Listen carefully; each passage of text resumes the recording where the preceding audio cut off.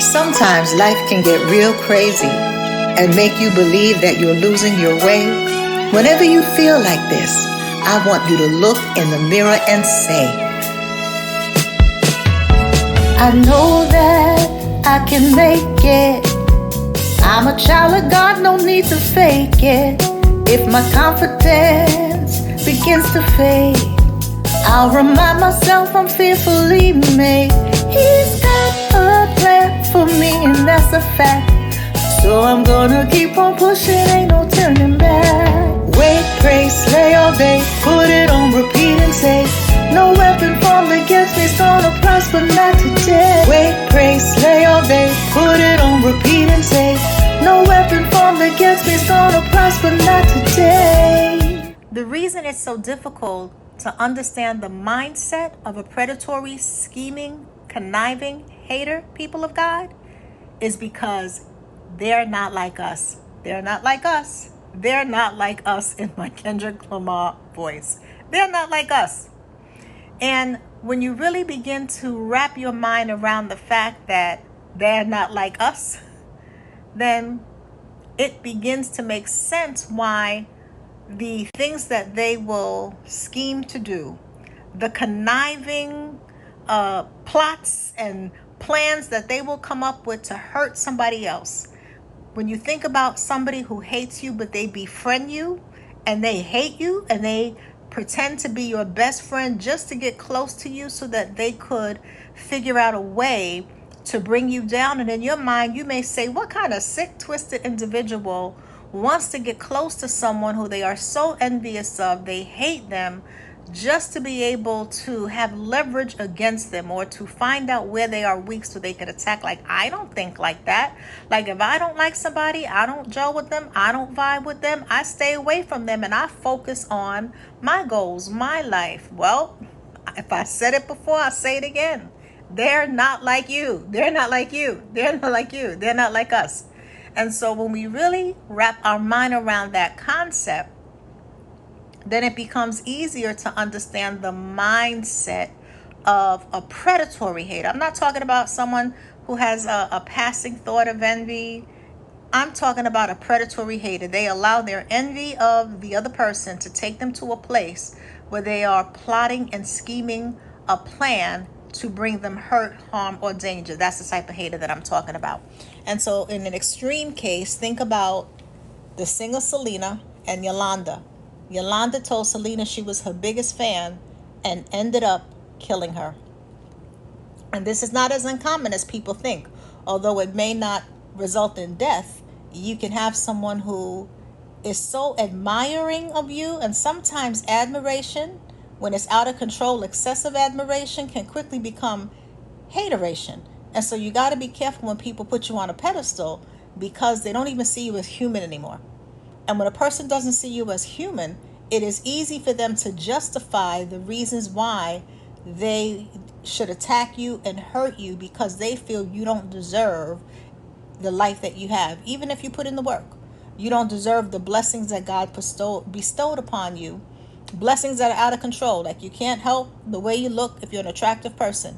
You can't help that you have a vivacious personality. And why should you have to tone that down if you love life and you have a passion for life?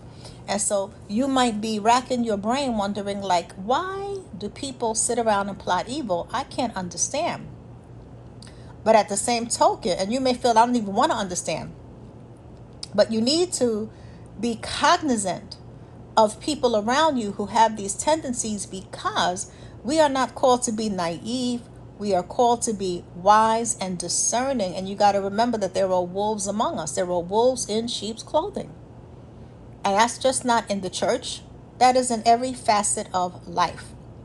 So I want to give you some scriptures that will really help to cement why you may have a hard time understanding, like, how could they do that to me? Like, how could they be so mean and I've never done anything to them? How could they go out of their way to steal my work and pass it off as their own? Why would they be sending DMs to my significant other and sending nude pictures to my significant other, yet they say that they love me like family and they pretend to be my friend? Because they're a predatory hater and they're looking for an opportunity to exploit something in you, to exploit something that's part of your life, to exploit and destroy something near and dear to your heart. And just because you don't think like that, I can't say this enough, doesn't mean they don't think like that, because everybody is not like you. You don't know people by your fruit, you know them by their fruit, right? So here's the scripture, John 8:44 and 45. John chapter 8, verse 44 and 45. And it says, "You are of your father the devil, and the desires of your father you want to do. He was a murderer from the beginning and does not stand in the truth, because there is no truth in him. When he speaks a lie, he speaks his native language, for he is a liar and the father of lies." And then it goes on to say, "But because I tell the truth, you do not believe me." Right? So I want to really hone in on verse 44. So when you are dealing with children of the devil, right?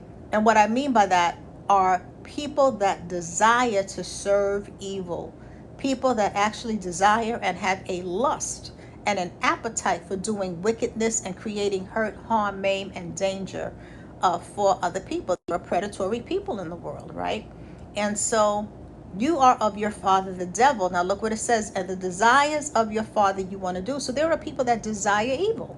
There are people that get off on hurting people, get off on seeing people cry, get off on seeing people in vulnerable positions where they can mistreat them and harm them and treat them badly. There are people that get off on that.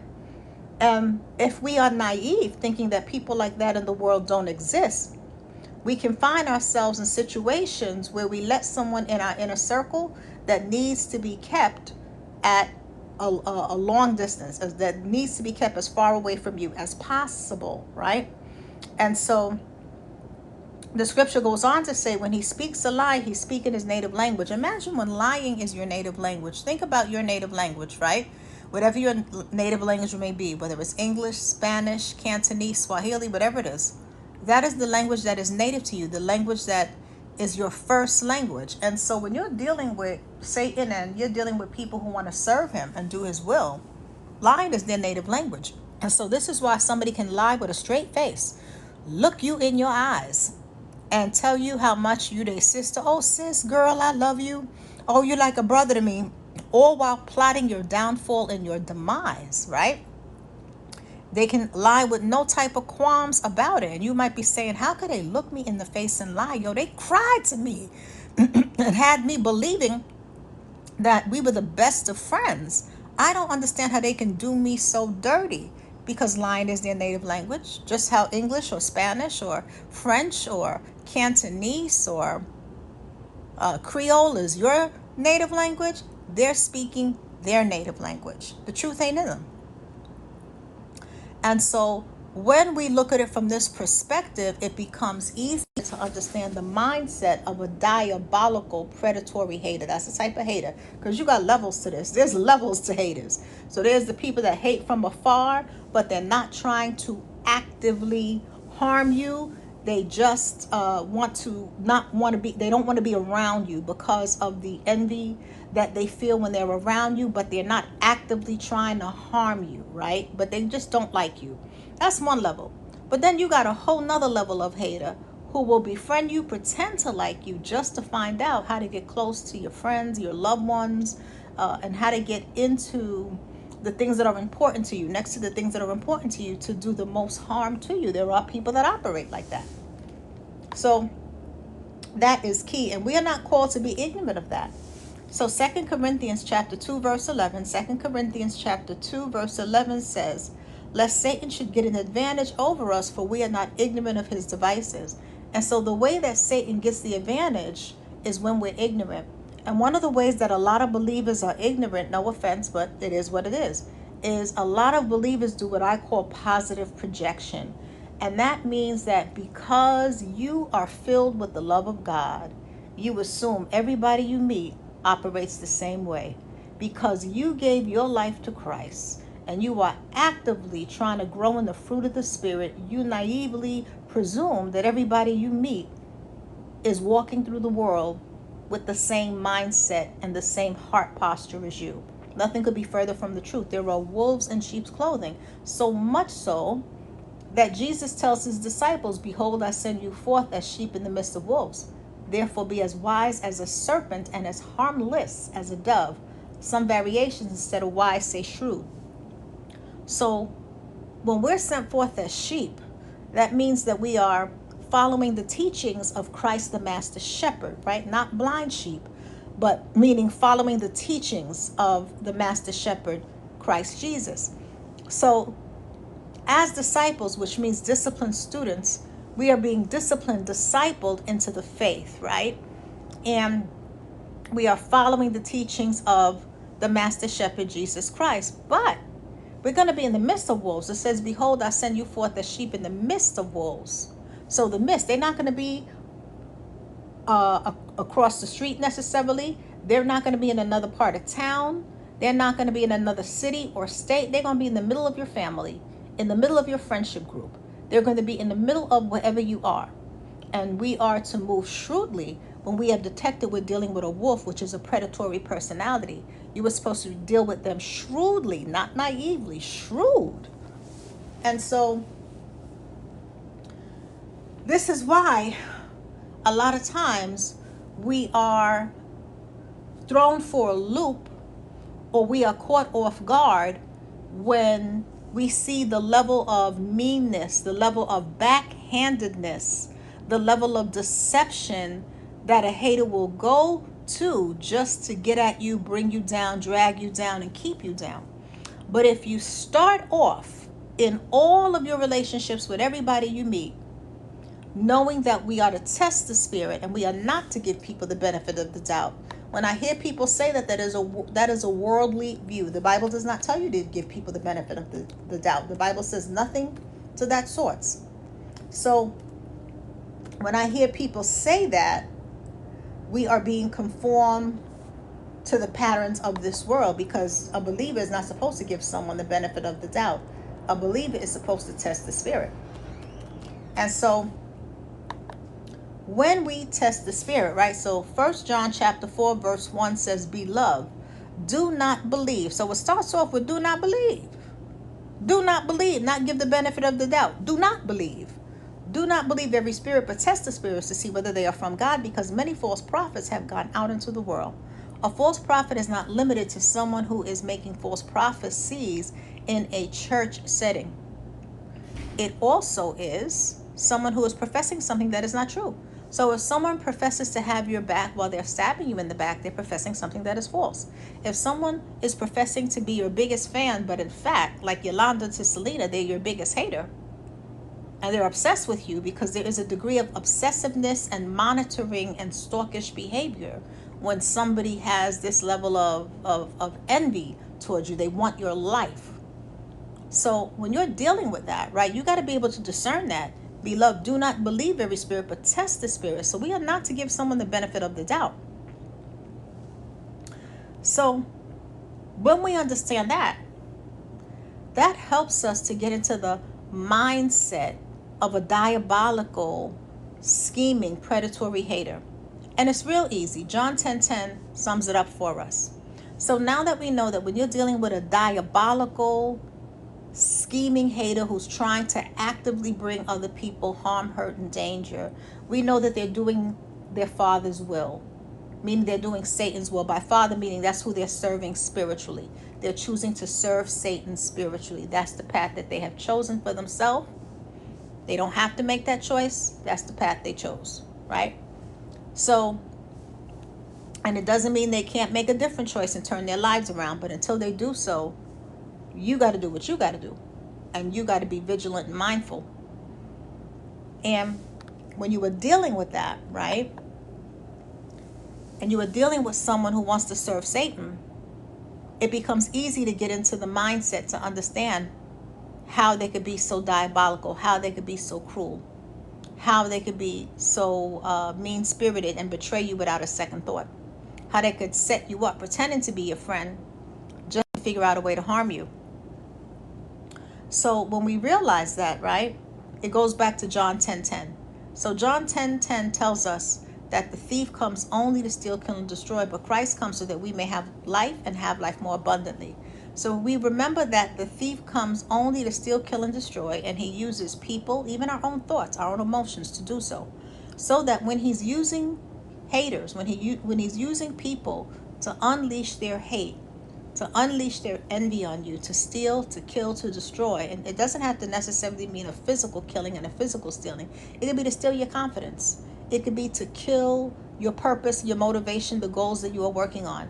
It can be to destroy your marriage, to destroy your whole sense of identity. So when you are dealing with someone who is actively scheming against you, right? It's not hard to understand the mindset. Just go back to what the thief does. He comes only to steal, kill, and destroy.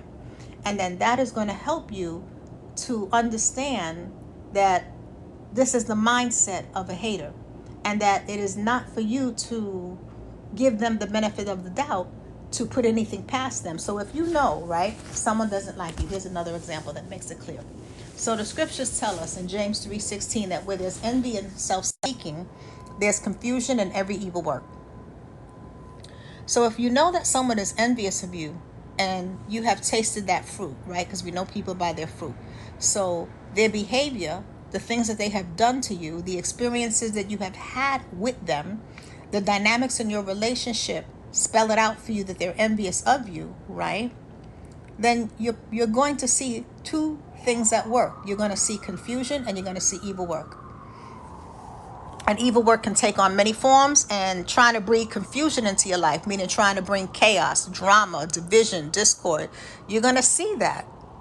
And so as you begin to see these things, then you begin to understand the mindset of a hater, even though they're not like us. You can still begin to see the mindset of a hater. Oh, okay, this person will engage in gossip to try to assassinate my character because their mindset is one where they want to bring me down. Even though I don't want to bring other people down, that's my mindset. But my mindset is not their mindset. So if I understand that their mindset is that they are trying to get close to me and befriend me to figure out where I'm vulnerable, then it is my responsibility to guard my heart and to keep them at bay, or to completely stay away if that's possible. So you have options. You are not left helpless, hopeless, and defenseless.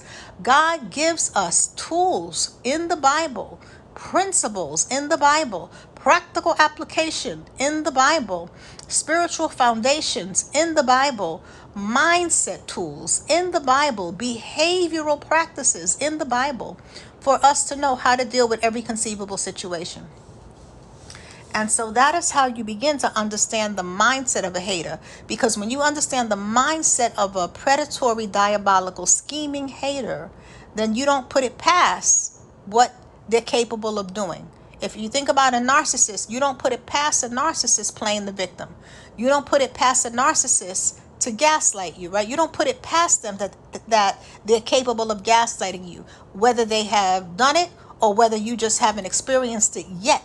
You don't put it past them because you know that part of narcissism is gaslighting. So part of envy is confusion and every evil work. There's nothing off limits when a person is harboring the spirit of envy. Envy has even led to murder, as I just laid out for you in the situation with the singer Selena and Yolanda, who I believe was the president of her fan group, of her fan club. And came into her life, started the fan club, and you might be able to pull up the movie, and you can watch it for yourself, and you'll see how everything plays out. And so you can really begin to see that mindset, and so you can understand, because the Bible tells us, "With all thy getting, get thy understanding," right? That's what the Bible tells us, and we dive into that further in my book, Rise Above the Haters. In the Rise Above the Haters journal, I talk about why the practice and principle of getting your understanding as it relates to understanding the mindset of a hater is very, very important for you to know how to maneuver yourself in various environments, and getting your understanding also of your skills, your strengths, the things that you bring to the table, so that you realize that you are not left hopeless, helpless, and defenseless, that you have some key things. So Proverbs 4 verse 7 says wisdom is the principal thing, therefore get wisdom, and with all thy getting, get thy understanding. So when you find yourself saying that you don't understand the mind, like, I don't understand how they could do this to me. I don't understand how they could be so diabolical. I don't understand how they could be so devious. I don't understand how they could lie to me with a straight face knowing they stole from me. I don't understand how they could lie and say that they wasn't trying to get with my husband or wife and I have all the text messages. How they gonna sit here and play in my face? Because they want to do their father's will. They want to do their father's will. They want to do Satan's will. It really comes down to that. So when you really begin to see it from the spiritual perspective with your spiritual eyes, those are your eyes of understanding. The Bible talks about your eyes of understanding. So your spiritual eyes, that means your spiritual perspective, the biblical perspective, the highest perspective. So when you begin to look at people and life through that perspective, you always have a clear understanding of what you're dealing with. Even if you don't get down how they get down, you still have to understand, right? If you're going in an environment where it's a high crime, there's a lot of crime in that environment and a lot of gang activity. Even though I am not in a gang, I still need to understand what I'm walking into and what the possible outcomes could be if for some reason I have to go in that environment. So maybe you're a social worker or a caseworker, you do home visits, and you're going into a variety of different environments. You still have to know what you're walking into for your situational awareness to keep yourself safe. So I hope that this really helped for those that find themselves saying, I don't understand how somebody could be so envious to the point where they want to befriend me just to hurt me, where they want to constantly bother me and I'm not bothering them. Never forget the first murder in the Bible, Cain and Abel, stemmed from envy. So I hope that this helped you to get an understanding and to remember they not like us. They not like us. They not like us. In the comments, put they not like us. They not like us. So don't try to understand them by understanding yourself. I think that's where people get it twisted. You're trying to understand them through the understanding you have of yourself. And I hear people say, I would never. The minute you say I would never, you're seeking to understand a diabolical, predatory hater through the lens of how you understand yourself. They're not like us. They're not like us. They are choosing to serve their father, the devil. You are choosing to serve your Father in heaven. You're making clearly, you're making different choices. So if you're trying to understand them from the perspective of how you look at the world, and I would never mistreat somebody this way. I would never, you've already lost. They're not you. You got to look at it from how they are moving through the world. You have to look at it through the lens of the fruit that they're clearly displaying. You have to look at it through the lens of the spirit that you are dealing with. And from that perspective, you will have an understanding and you will know how to move in different situations and different scenarios. So I hope that was helpful. If you want more information just about discernment, situational awareness, we're going to be covering that in our next Wednesday wellness call coming up this Wednesday, August 21st. I'm going to be laying out a foundation for situational awareness for the times that we're in, and I'm going to give you a 4-step model to increase your situational awareness spiritually and practically in how you move with everything going on in our world today. You want to have a high degree of situational awareness. So if you are not yet a member, you need to be a member. When you're a member at the level where you can access the Wednesday Wellness Club, so there's different levels of membership. So when you read through the offerings, make sure you're looking for Wednesday Wellness. That's going to be the level you want to join. So the Wednesday Wellness Group, we meet twice a month by telephone conference call. We focus on mental well-being, self-care, emotional resilience through a biblical lens. And I would encourage you to make that investment in yourself. I also want to let you know about an event coming up for women. It's happening Saturday, October 12th, 2024, live in person in New York City. And it's called Fix Your Crown, Sis. And this is going to be a wonderful day of women coming together to uplift, to encourage, to really begin to move forward with a plan to prepare yourself for what you're going to be doing positively in this season of your life, the next season of your life. And you're going to be in an atmosphere with like-minded iron sharpeners who want to see you win as you would want to see the other women win. So There's something very, very, very special that happens when you are in right environments around other like-minded people in person beyond what we do on the screen. It allows you to build a connection in a way that goes deeper than the screen, where you can really begin to connect with people. And so I would encourage you to do what you got to do to get to this event. And the link is in the video description box. For those of you coming out of town, when you click on the Eventbrite link, make sure to read through the FAQs, because that's going to give you information about hotels in New York City. Some of you are making a weekend, staying the whole weekend. It's going to give you information about what to do in New York, how to get around in New York, the various ways to get around. All of that is in the FAQ section. And I would not wait. I would get my ticket as early as possible. Tickets are going fast. And for those of you who are taking flights or taking the Amtrak, you know, the earlier you book these things, the cheaper it is. The longer you wait, the more expensive it becomes. So I would try to, you know, book my however you're traveling, wherever you're staying, whether you're doing a hotel or Airbnb, I would try to get that stuff out of the way early, especially those of you coming from out of town. So with that being said, have an amazing day. And I will see you all on Wednesday, hopefully, at our Wednesday Wellness, so that you can get the tools and the 4-step model for situational awareness in today's times. Take care. Let's do our best to be kind to one another, be observant, and be mindful.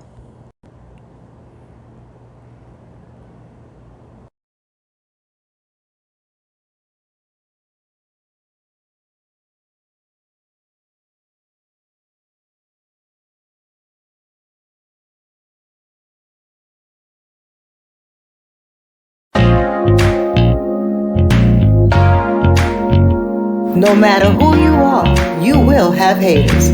John 15 verse 18 says, if the world hates you, know that it hated Jesus first.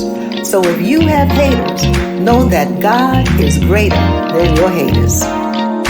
Lately you've been feeling the weight of your haters coming at you with their envy and their hate, scheming against you, throwing mud on your name.